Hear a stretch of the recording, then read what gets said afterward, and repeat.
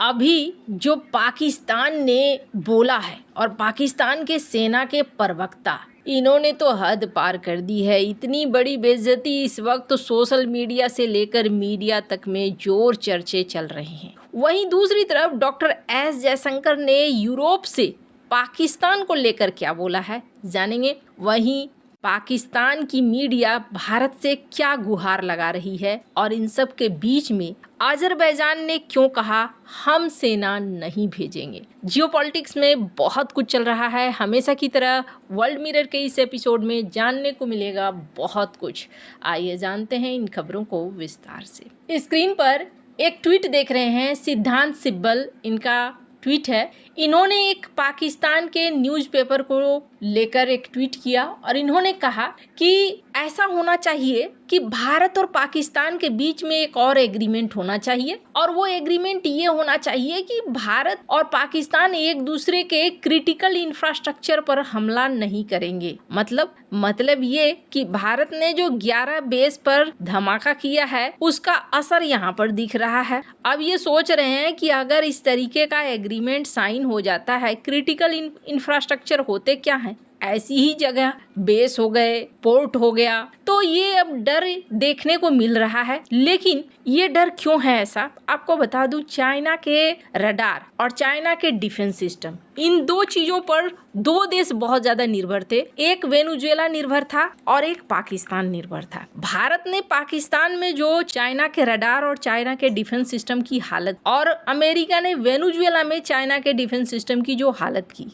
ये दुनिया देख चुकी है। पाकिस्तान की मीडिया में इस चीज को समझ में आ गया है कि क्रिटिकल इंफ्रास्ट्रक्चर बचेंगे नहीं अगर हमले हुए तो, लेकिन ये मीडिया कह रही है। दूसरी तरफ अगर पाकिस्तान की बात करें तो पाकिस्तान कुछ और कहानी कह रहा है। अभी सोशल मीडिया में इनके ISPR के प्रवक्ता के वीडियो बड़े चर्चा में हैं। इन्होंने बोल भी कुछ ऐसा ही दिया है। दरअसल ये भारत की मीडिया को टारगेट कर रहे थे और भारत के सोशल मीडिया को भी टारगेट कर रहे थे, उन अकाउंट्स को टारगेट कर रहे थे जिसमें किसी ने ये कह दिया था कि अब पाकिस्तान के खिलाफ लड़ने के लिए अफगान और भारत दोनों आएंगे। अब इस पर ये क्या कह रहे हैं, स्क्रीन पर इस वीडियो को सुनिए।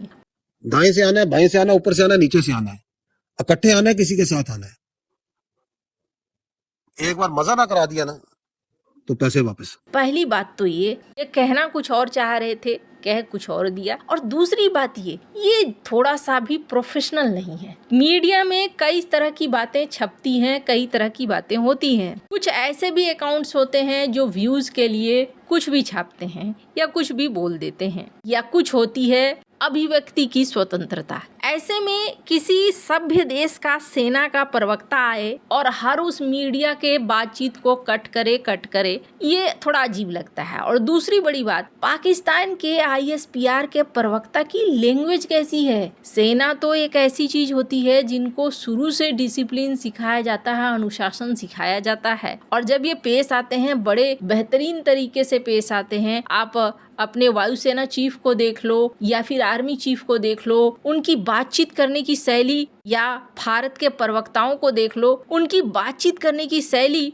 एकदम प्रोफेशनल होती है। लेकिन ये बिल्कुल भी प्रोफेशनल नहीं है। पर पाकिस्तान के अंदर ऐसी हलचल क्यों चल रही है? क्या भारत और पाकिस्तान में कोई लड़ाई शड़ाई होने वाली है? आपको बता दूं, इस वक्त पाकिस्तान ना कुछ ऐसा फंसा है कि इधर जाऊं कि उधर, उधर जाऊं कि इधर। स्क्रीन पर एक आर्टिकल देख रहे हैं। ये आर्टिकल है मिडिल ईस्ट मॉनिटर का और इसके लेखक है जुनैद। इन्होंने क्या लिखा है? इन्होंने लिखा कि मिडिल ईस्ट में एक ऐसा गठबंधन बन रहा है जो गठबंधन बहुत बड़ा खतरा है, और यहाँ 2 खाड़ी के प्रोजेक्ट चल रहे हैं, और इन 2 खाड़ी के प्रोजेक्ट में एक में UAE है, दूसरे में सऊदी अरब है।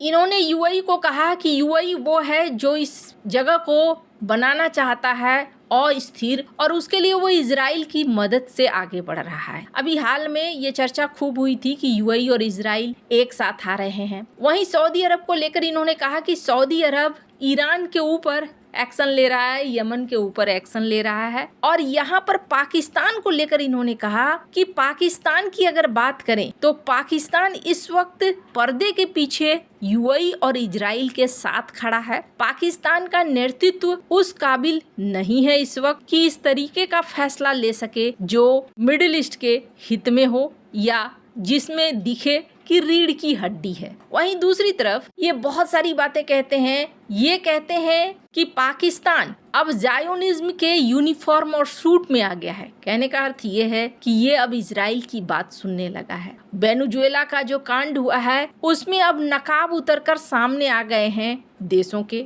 और वहीं दूसरी तरफ इन्होंने सऊदी अरबिया को लेकर कहा है कि कम खतरनाक है लेकिन फिर भी खतरनाक है। मिडिल ईस्ट में अब समस्या बदल रहा है और यहाँ इजराइल एक्टिव हो रहा है। आपने एक चीज नोटिस किया कि अमेरिका इजराइल और पाकिस्तान को करीब लाने की कोशिश भी कर रहा है। लेकिन यहाँ पर क्या सीन बनने वाला है?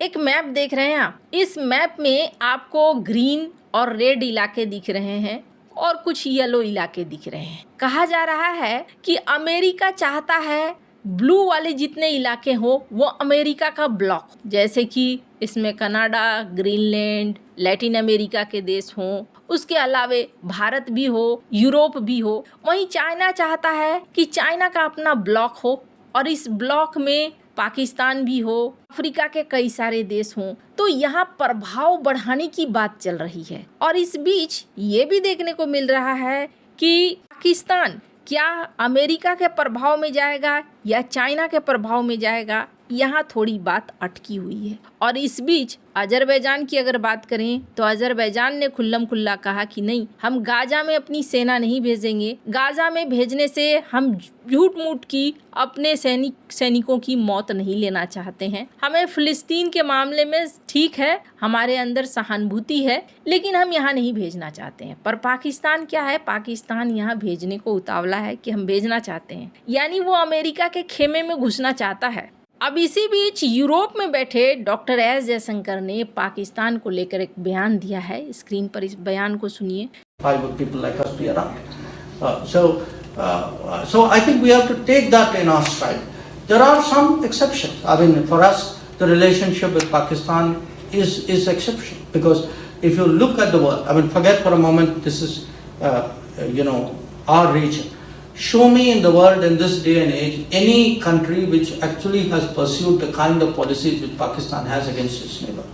That for decades, you've had these training camps, not secret training camps, they're all training camps in the big cities of Pakistan, very open, where the state, the military supports terrorism. जिस बयान में doctor S Jaishankar ने कहा कि पाकिस्तान ना एक अपवाद वाला केस है, एक ऐसा केस है जो अपने पड़ोसी के घर के अंदर आतंकवाद फैलाने के लिए काम करता है और इसे नॉर्मल बनाने की कोशिश करता है और हम उसे अपनी तरीके से हैंडल कर रहे हैं। हालांकि डॉक्टर एस जयशंकर ने अपने आसपास के पड़ोसियों को लेकर कहा कि हमारे पड़ोसियों को हमारे ऊपर विश्वास है, अधिकतर पड़ोसियों को, क्योंकि हमने उस विश्वास को कमाया है। अब किसके लिए ये कह रहे हैं? श्रीलंका को लेकर कह रहे हैं, मालदीव को लेकर कह रहे हैं, इसके अलावे भूटान को लेकर, नेपाल को लेकर कह रहे हैं। लेकिन बांग्लादेश और पाकिस्तान की अगर बात करें तो ये तो अभी भारत के खिलाफ ही चल रहे हैं। वैसे जल्द ही वहाँ भी कुछ ना कुछ बदलेगा। आपको क्या लगता है, दो नावों की सवारी क्या पाकिस्तान को भारी पड़ सकती है? कमेंट कर अपनी राय जरूर बताएं। जल्द मिलते हैं अगले वीडियो में नई खबर के साथ।